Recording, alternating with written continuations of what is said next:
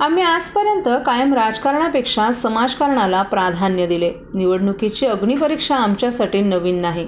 कल्याण लोकसभा मतदारसंघात श्रीकांत शिंदे आधीच निवडून आले आहेत अशा शब्दात मुख्यमंत्री एकनाथ शिंदे यांच्या पत्नी लता शिंदे यांनी विजयाचा विश्वास व्यक्त केलाय.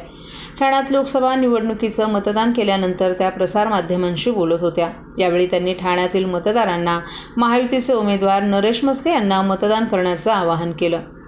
महिलांनी आज घरातील कामं बाजूला ठेवावीत. सगळ्यांनी मतदानासाठी खाली उतरा, दुसऱ्यांनाही खाली उतरवा आणि नरेश म्हस्के यांना मतदान करा असं लता शिंदे यांनी म्हटलं आहे.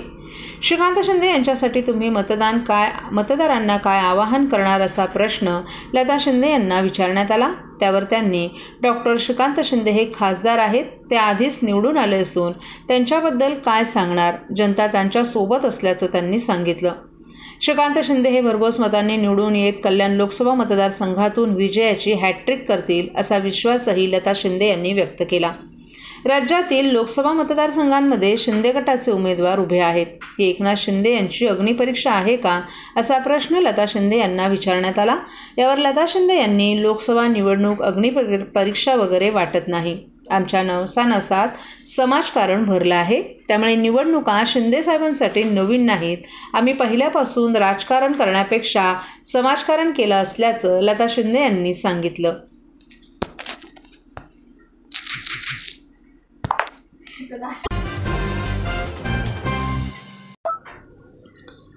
ठाणे लोकसभा मतदारसंघात आज सकाळी 7 वाजल्यापासूनच विविध भागात सुरळीतपणे मतदानास सुरुवात झाली. मात्र लोकमान्यनगर भागात तासभर मतदान यंत्र बंद असल्याची तक्रार नागरिकांनी केली आहे. तसंच अन्य एका भागातही मतदान यंत्र बंद होतं, मात्र 15 मिनिटात ते सुरू करण्यात आलं. त्यातही घोडबंदर भागात अनेक गृहसंकुलातील नागरिक सकाळच्या सत्रात मोठ्या संख्येनं मतदान करण्यासाठी बाहेर आल्याचं सुखद चित्र दिसून आलं. प्रत्येक मतदान केंद्रावर मतदान करण्यासाठी येणाऱ्या नागरिकाला मतदान करतेवेळी किमान 2 मिनिटांचा अवधी जात होता. त्यामुळे मतदान केंद्रांवर लांबच लांब रांगा असं चित्र दिसत होतं. घोडबंदर भागातील हिरानंदानी इस्टेट असेल, मानपाडा, वाघभीड, कासरवडवली आणि ओवळा या भागातील नागरिकांनी मोठ्या प्रमाणात सकाळच्या सत्रात बाहेर पडून आपल्या मतदानाचा हक्क बजावला.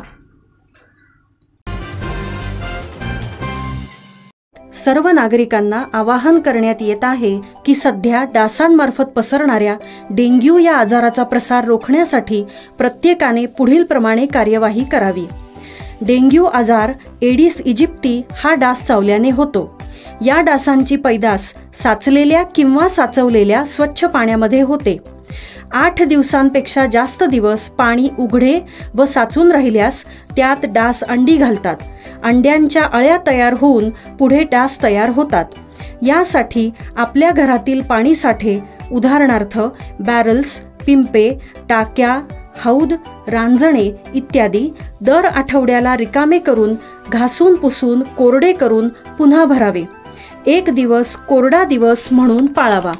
पाणी साठ्यांना घट्ट झाकणे बसवावीत किंवा जुनी साडी, चादर, धोतर यांनी बांधून झाकून ठेवावीत, म्हणजे डास त्यात जाऊन अंडी घालणार नाहीत.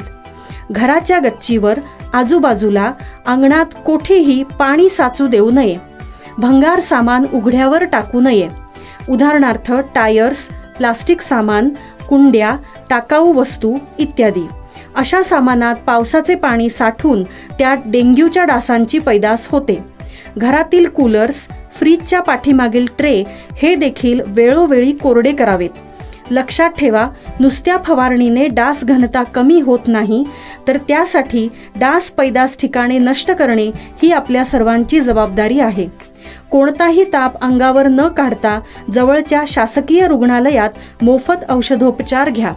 अशा प्रकारे नागरिकांनी सहकार्य केल्यास डेंग्यूचा प्रसार रोखणे सहज शक्य आहे.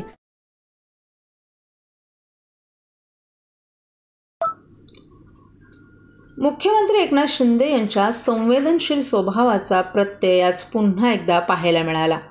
कळवा पुलावर रिक्षा उलटून जखमी झालेल्या एका महिलेच्या मदतीसाठी मुख्यमंत्री स्वतः धावून गेले.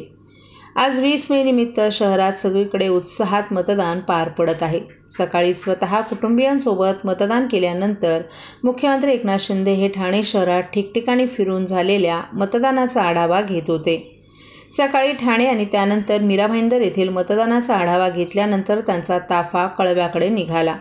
कळवा पुलावरून जात असताना अचानक त्यांना एक रिक्षा रस्त्यावर उलटल्याचं दिसून आलं. या अपघातात रिक्षातून प्रवास करणारी महिला जखमी झाली असल्याचं त्यांच्या निदर्शनास आलं. तात्काळ त्यांनी आपला ताफा थांबवून ते या महिलेच्या मदतीला धावून गेले. या महिलेनं त्यांना आपल्या डोक्यावर मार बसल्यानं गरगरत असल्याचं सांगितलं. शिंदे यांनी तात्काळ त्यांना आपल्या गाडीतून पाणी आणून दिलं. तसंच पुढील उपचारासाठी आपल्या ताफ्यातील पोलीस वाहन देऊ करून या महिलेला कळवा रुग्णालयात दाखल करायला सांगितलं. मुख्यमंत्र्यांनी तात्काळ उतरून आपल्याला मदत केल्याबद्दल या महिलेनं मुख्यमंत्र्यांचे आभार मानले. तर मतदानाच्या दिवशीही जनतेची काळजी घेणाऱ्या संवेदनशील मनाचा मुख्यमंत्री या निमित्तानं पुन्हा एकदा ठाणेकरांना अनुभवायला मिळाला.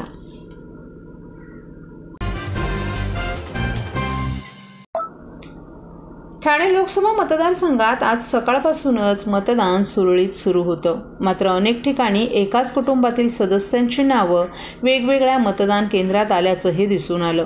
त्यात अनेक ज्येष्ठ नागरिकांचे पुरते हाल झाल्याचं दिसून आलं. ठाण्यातील अनेक मतदान केंद्रांवर आज सकाळपासूनच मतदारांमध्ये उत्साह दिसून आला. मात्र घोडबंदर असेल, येऊर, लोकमान्य नगर, सावरकर नगर आणि शास्त्री नगर आदींसह शहरातील अनेक भागात नागरिकांच्या एकाच कुटुंबातील नावं वेगवेगळ्या मतदान केंद्रांवर आल्याचंही दिसून आलं. येऊर गावातील मतदारांची नावं खालील बाजूस म्हणजेच शास्त्रीनगर भागात आली होती. तर एक सदस्य येऊरमध्ये तर एक कुटुंबातील दुसरा सदस्य शास्त्रीनगर भागात असा काहीसा प्रकार दिसून आला. तर घोडबंदर भागात एका 74 वर्षीय दीपक कुलकर्णी यांचं नाव वाघबिळ गावात आलं होतं. तर त्यांच्या पत्नी स्मिता यांचं नाव 2 किलोमीटर लांब असलेल्या शाळेत आलं. या घोळामुळे आमचे हाल झाल्याचंही त्यांनी सांगितलं.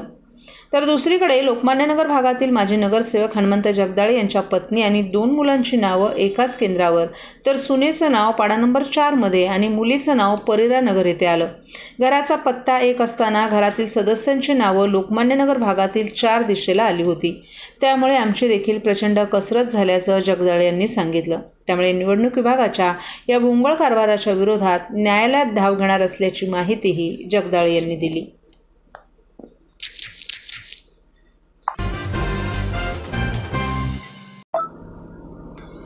कल्याण डोंबिवली महायुतीचे उमेदवार डॉ. श्रीकांत शिंदे यांना आज त्यांची आई लता शिंदे आणि पत्नी वृषाली शिंदे ओवाळून त्यांना शुभेच्छा दिल्या.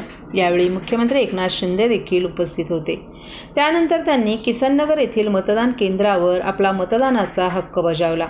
गेल्या 10 वर्षात पंतप्रधान नरेंद्र मोदी यांनी केलेला विकास आणि 2 वर्षात महायुतीच्या सरकारनं केलेलं काम या बळावर मुंबईसह MMR मधील सर्व जागांवर महायुतीचे उमेदवार प्रचंड मतांनी विजयी होतील. येत्या 4 जून रोजी विरोधकांची तोंड पूर्णपणे बंद होतील असा विश्वासही यावेळी मुख्यमंत्री एकनाथ शिंदे यांनी व्यक्त केला.